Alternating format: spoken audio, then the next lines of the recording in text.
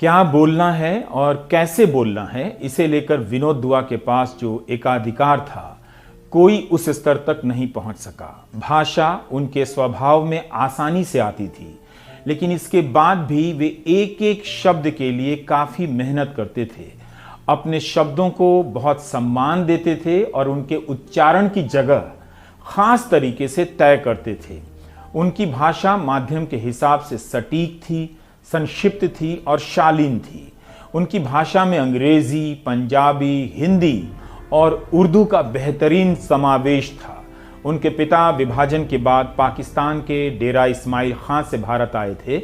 अपने पुरखों के शहर की पंजाबियत और उसकी ठाठ तब खूब झलकती थी जब वे पठान सूट पहना करते थे।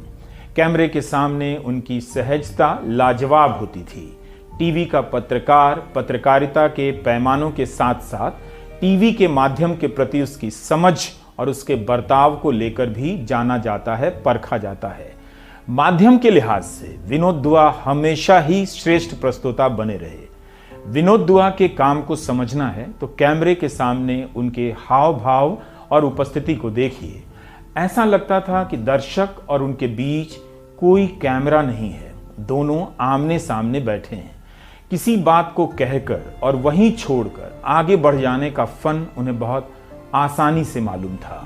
जायका इंडिया सफल नहीं होता अगर वे खाना खाने, खाना बनाने और खाना खिलाने में माहिर ना होते। इस कार्यक्रम में विनोद को चलते फिरते देख आप अंदाजा लगा सकते हैं कि उन्हें अपने माध्यम की कितनी गहरी समझ है। सब कुछ नपा तुला बोलना और सही जगह पर बोलना। राजनीतिक पत्रकारिता में दखल रखने वाले विनोद दुआ मसालों और व्यंजनों पर राजनीतिक और सांस्कृतिक रूप से इस तरह से बात कर जाएंगे, किसी को यकीन नहीं था, मगर ये उनके स्वभाव का हिस्सा था। अपनी पत्नी के निधन के बाद भी वे फेसबुक पर लिखते रहे कि वापस लौटेंगे, रिपोर्टिंग करेंगे। दूरदर्शन के लिए उनका कार्यक्रम जनवाणी और परख आज भी यादगार माना जाता है। उस कार्यक्रम ने टीवी पत्रकारिता के लिए कई लोगों को प्रशिक्षित किया जो भविष्य में जाकर इस माध्यम का चेहरा बने। आपके इस एंकर को भी विनोद दुआ के साथ काम करने का सौभाग्य प्राप्त हुआ है। इस माध्यम के बारे में उनसे काफ़ी कुछ सीखा है मैंने और जाना है। मेरे कई सहयोगियों ने जाना है।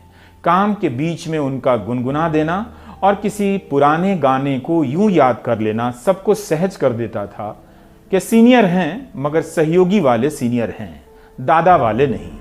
अपनी पत्नी चिन्ना के साथ उनका गाना और अच्छा गाना उनके दोस्त कभी नहीं भूल सकते। हाल के दिनों तक वे तलत महमूद, बड़े गुलाम अली खां, पंडित जसराज की गायकी पोस्ट करते रहे। डॉक्टर प्रणय रॉय और उनकी जोड़ी चुनावी नतीजों के दिन पूरे देश को जगा देती थी और जगाए रखती थी। दोनों ने लंबे समय तक एक दूसरे के साथ काम किया।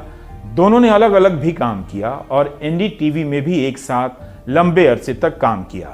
टीवी पत्रकारिता का एक शानदार पन्ना आज अलग हुआ है। वो अब इस दुनिया में नहीं है, लेकिन इस माध्यम में इस कदर है कि लगता ही नहीं कि आज नहीं है। हाल के दिनों में हिमाचल प्रदेश के भाजपा नेता ने उन पर राजद्रोह का मामला दायर कर दिया था। उस मुकदमे का सामना भी विनोद ने उसी निर्भीकता से किया। सुप्रीम कोर्ट ने विनोद के पक्ष में फैसला दिया। विनोद दुआ हों और कुछ बोल ना रहे हों, कुछ सख्त ना बोल रहे हों, तो फिर वे विनोद दुआ नहीं हो सकते। उनकी चाल ढाल में निर्भीकता भरी रहती थी। विनोद दुआ नहीं हैं तो आज वो दिल्ली भी नहीं है जो उनके टीवी पर आने पर पूरे देश की हो जाया करती थी। पत्रकारिता तो अब वैसी नहीं रही, लेकिन विनोद दुआ ताउम्र वैसे ही रहे जैसे थे। उनके पास बहुत सारे किस्से थे और उन्हें लेकर बहुत सारे किस्से थे। एनडीटीवी के तमाम दर्शकों के साथ हम सब उनके पुराने सहयोगी बहुत याद कर रहे हैं। विनोद दुआ को बहुत मिस कर रहे हैं।